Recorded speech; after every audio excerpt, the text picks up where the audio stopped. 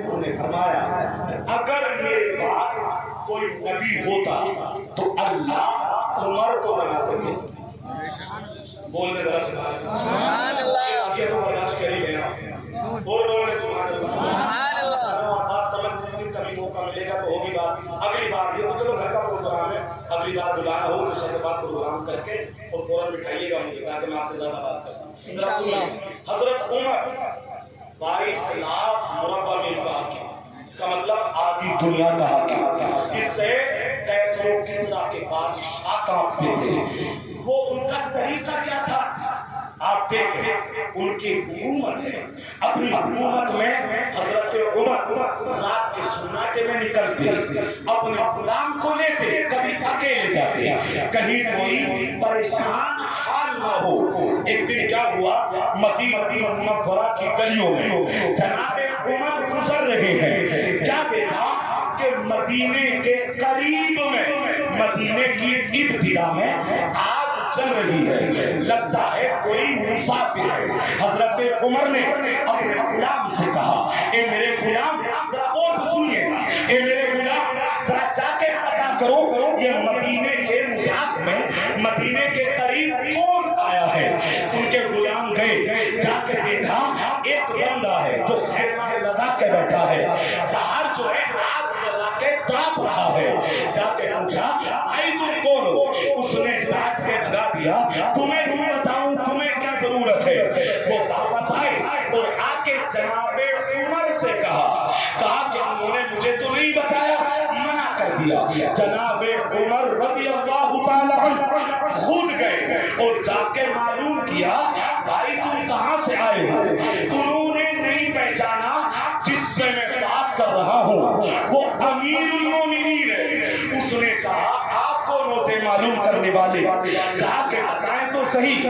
اسے لگا کہ شاید یہ دونوں حضرت عمر کے غلام ہوں گے جن کی ڈیوٹی لگائی گئی ہے۔ اس نے بتایا کہ میں جناب عمر سے ملنے آیا تھا، رات کے 2 بج گئے تو میں نے سوچا صبح ملاقات کروں گا، حضرت کو پریشان کرنا نہیں چاہتا، رات یہاں گزارتا ہوں، صبح ملاقات کر کے چلا جاؤں گا۔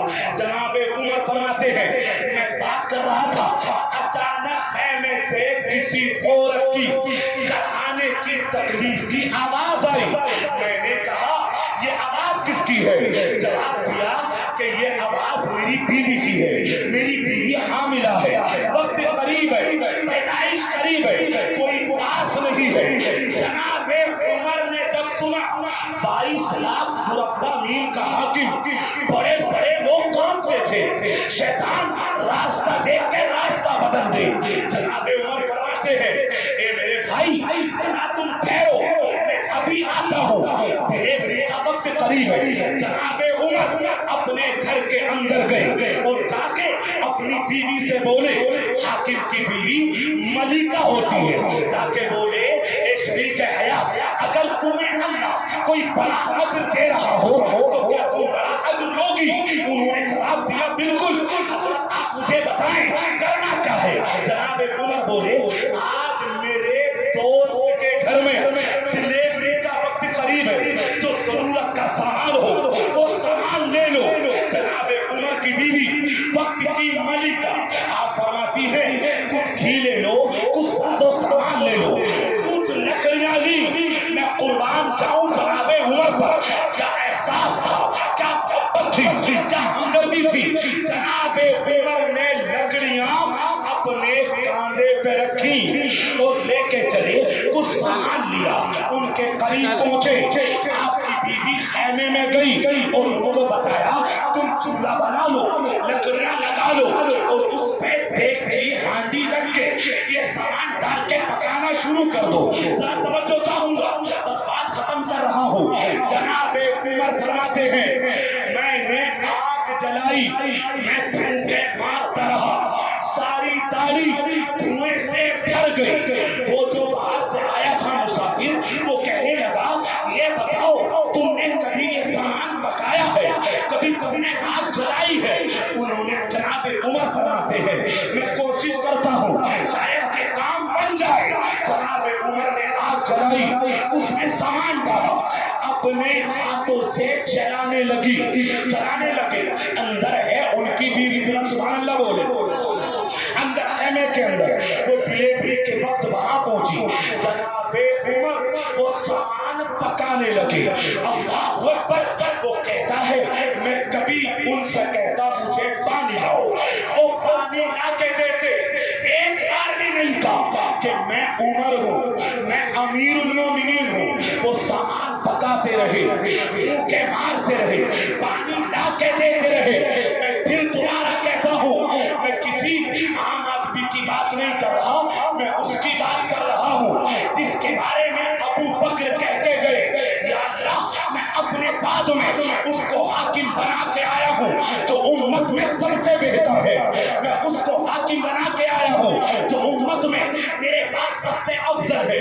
میں اس کی بات کر رہا ہوں جس کے بارے میں حضور نے کہا تھا کعبے کا قلعہ پکڑ کے یا اللہ عمر مجھے دے دی. وہ عمر جسے آقا نے مانگ کے لیا ہو, وہ عمر جس سے کیسر و کسریٰ کے بادشاہ کانپتے ہو, وہ عمر جس کی تعریف اگر جبریل امین کرتے رہے تو تعریف پوری نہ ہو, وہ عمر جس کے بارے میں آقا نے فرمایا آسمان کے ستاروں سے بڑھ کر اگر کسی کی نے کیا ہے تو عمر کی نے کیا ہے.